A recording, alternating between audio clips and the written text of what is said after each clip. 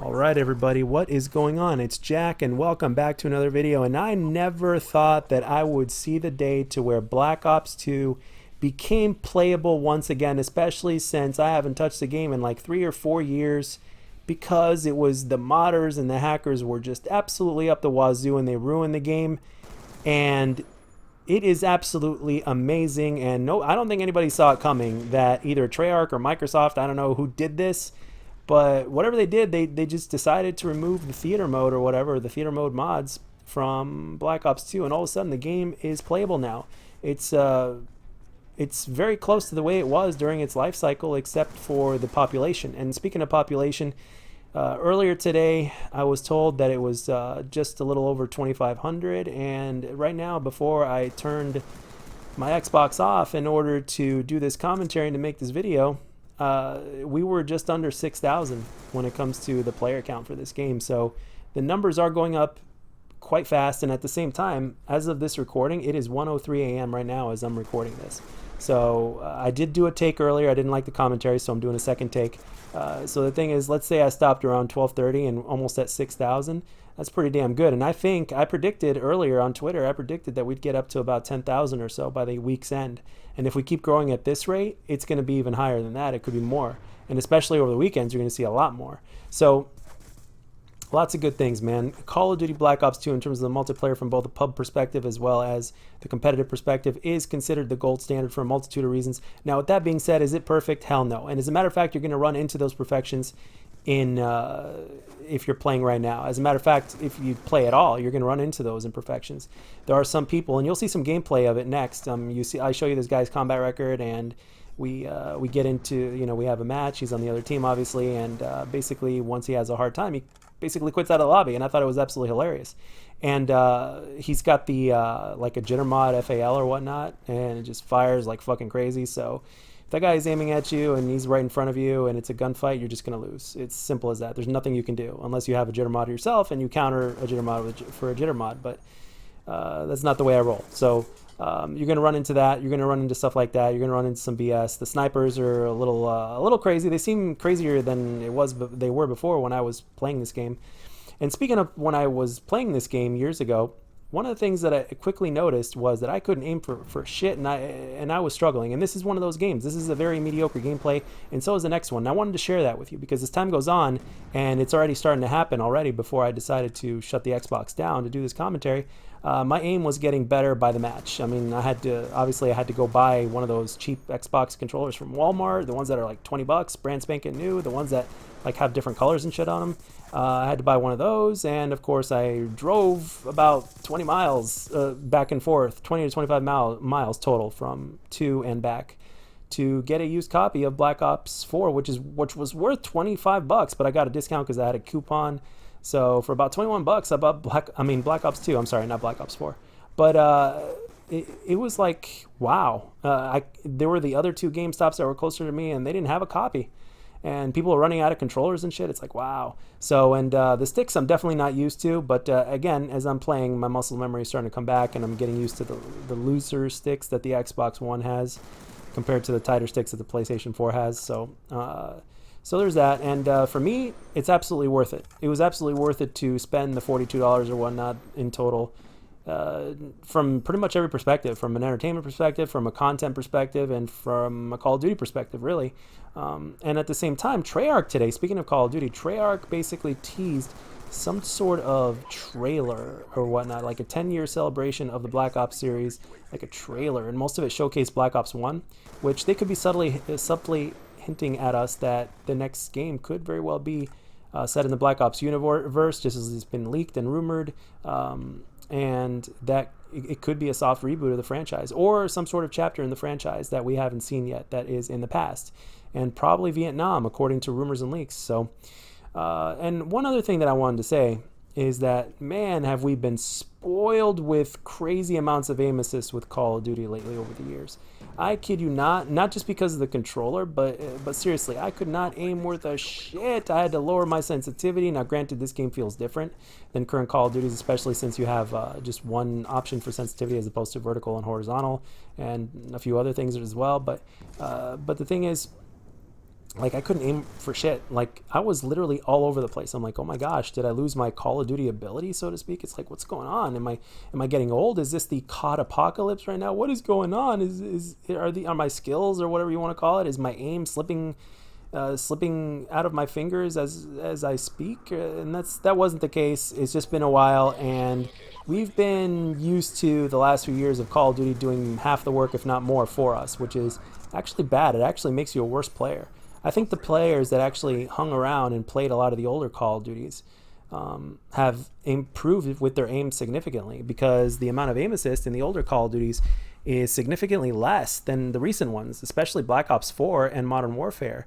If you play this game, or even an older Call of Duty or whatnot, or let's say you play like even Ghosts or whatnot, let's say you play those games, right? And then all of a sudden you come back and you get on Black Ops 4 or Modern Warfare. I mean, you're really literally going to tell the difference right then and there, because like you're going to be like, oh my gosh, like this is crazy, the amount of aim assist. So, I mean, those of you guys out there that are good players that spend a good amount of time playing the game, I'm pretty sure you notice things like that from the moment you touch it, like from beta and then from release, in terms of aim assist and how the game feels and all that kind of stuff. So anything to protect those noobs, man. Anything to help and protect those noobs. I mean, this Call of Duty, although it is the gold standard, but considered by pub players and pro players alike, by probably a majority of them, if not pretty damn close. It does have its flaws. You know, you got the jitter mods, you got the annoying shit like the snipers are really crazy. The snipers seem crazier now than they have been before. Or maybe it's because I played late into the night and there just seems to be more of them. And I mean, it all happens, man. And oh, by the way, I also got sent some brand spanking new hate mail today. And for what? The same thing I did years ago, basically getting into free-for-all and using an AN-94 while everybody else is using a sniper. They got a good amount of kills on me, but I ended up winning by like 10, I think. And then I got sent messages. I guess supposedly there's this rule that if you play Black Ops 2 free-for-all, you're supposed to use a sniper, or else you're just, you know, they tell you to get out of the lobby or whatever it is. I mean, I remember I got so much hate mail back in the day. Holy shit, I kid you not. And we're only talking like 4 years ago. 3 to 4 years ago is when I played it last. And then the fact that I couldn't find a good lobby because it was hacked to shit is what caused me to put Black Ops 2 down. And I really didn't see this coming, guys. I mean, I don't think anybody did. And quite frankly, I still think it's kind of surreal. So, but to me, it's definitely worth it. Again, is it perfect? No, it's definitely not. But as time goes on and as the population of the game continues to increase, which I believe it will, I personally think that the connections are going to be a little bit smoother. Now, this game wasn't really known to have the smoothest connection or hit detection, but when it played well, it played well. So it's only going to play better when more people populate it. And this is actually a really good thing, because not only does Treyarch, not only does this tell Activision, because Treyarch already knows, right? Treyarch is in touch with the community. Activision is the one that basically puts the brakes and the stop signs up whenever Treyarch wants to do something, right? Or if a dev has a really cool idea that would really benefit the community but not benefit the pockets of the publisher, you know, all it takes is for one publisher to say nope, denied, and there's nothing they can do. It's simple as that. So the thing is, I think that Treyarch is going to get a lot of feedback, as well as Activision going to get a lot of feedback from this, because it will show you just how much people would want a remastered multiplayer. People have been talking about it. Maybe somebody mentioned it to an Activision guy, and he basically might have said, hey, you know what? Patch the game or remove theater mode mods or whatever, and we'll see how the results end up in a matter of weeks. And then we'll get back to you, and maybe you guys can create your own remastered Black Ops 1, Black Ops 2, or whatever. So, because remasters, although they're mostly nostalgia and they don't last as long because we've already been through the experience from a gameplay perspective, it's still good to have that. It's still good to have a few remasters, especially since COD 4 was made. Look at that jitter mod or whatever the hell you want to call it. Especially since COD 4 was already remastered. Modern Warfare 2 campaign was already remastered, with multiplayer rumored to be something that's going to be a thing.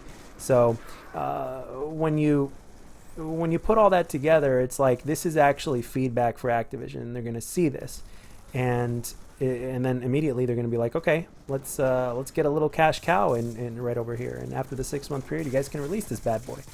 So I think it's only going to it's only steering us in the right direction. It's a really good way to communicate with Activision, because Activision only cares about numbers and money, and player count is numbers, and like I said, player counts are rising, and I'm really interested to see where they end up at the end of the week. I think 10,000 plus. So, and of course, the as I mentioned, if I didn't already, the trailer that Treyarch put out. I mean, I think we're in for a soft reboot, guys. Call of Duty Vietnam or whatnot. So that's what I think, and it's going to have a lot of the Black Ops 1 vibe probably, which is really great because anybody who's anybody will tell you it all started with Black Ops. I mean, party games started with Black Ops.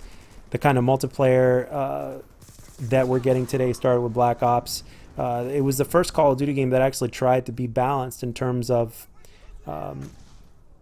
things like, let's say, the perk placement or the weapon damage, or how you basically had to die if you were on a streak, if you wanted to get your streaks again, as opposed to getting them over and over, or as opposed to your streaks getting you whatever kills you get with your streaks adding to your next streak. Things like that. Treyarch was actually the first game. Treyarch's Black Ops 1 was actually the first Call of Duty that tried to implement balance while keeping in the fun factor. And if you look at Black Ops 1 and Black Ops 2, compared to the Call of Duty games of today, they actually did a really good job of keeping that balance, of basically making the game as balanced as possible without ruining its identity, and at the same time making it balanced and competitive enough. So, and back then there was no DLC. Well, let's put it this way: there was no microtransactions back then, especially not to the way they are now. There was no skill-based matchmaking to this effect that we're getting in Modern Warfare. Maybe a lighter effect, but not to this effect. And the community was a lot larger in terms of the player base per console. So again, moving forward while paying attention and not neglecting what you used to do in the past, I think would be the best way to go for Treyarch. But at the same time, you can't lose your identity. That's the problem, and that was the problem with the jetpacks, and that's the problem with Modern Warfare. And as you can see, this guy quit out of the game. I guess he kept on getting picked off, or he didn't like his score or whatnot, and things became too difficult, so he left. I'm telling you, this generation of Call of Duty players, man, I'm telling you, they have a little bit of a hard time, and if they're decent, most of them quit out, and it really is a shame, man. It's like what happened to your balls, man? It's like what happened to those two round shaped things in your sack that basically make you a man? It's like, what happened to that? It's like, what happened to your balls? What happened to your pride? It's like, it's everybody's gonna lose sooner or later. I mean, shit. I'm no stranger to that. You guys have seen that, and you continue to see it, and you will continue to see it in terms of whenever I do show it. So it's just the way the cookie crumbles, man. Nobody's invincible. Everybody can be beaten. So. But yeah, guys, what do you guys think of Black Ops 2 being released? About Black Ops 2 being kind of quote unquote fixed. Do you think it's gonna last? Do you think it's not gonna last? And who do you think did this? Do you think Activision did it, or do you think Treyarch did it? I'm sorry. Let me rephrase that. Do you think Treyarch did it, or do you think Microsoft did it? So we'll see. I mean, I personally think it would be Treyarch, but at the same time, I don't know. I mean, I don't think Activision would want Treyarch to put a focus on a different Call of Duty game when the new Call of Duty game is about to be announced. But at the same time, it's still a ways away from getting released. So I don't know. This is a good way to kind of keep us on ice, if you ask me, because this is, in a lot of people's eyes, in terms of multiplayer, one of the best Call of Duties ever made. And in a lot of people's eyes, it is in the top 3, and a lot of people's in number 1. So I want you guys to tell me what you guys think of this. Will it last? And what's your experience of Black Ops 2 so far? And what do you think the player count is going to be by the end of this week? And as always, guys, if you enjoyed this video, let me know. And if you didn't, let me know what I can do to make my videos better. And I'll catch you guys on the next one.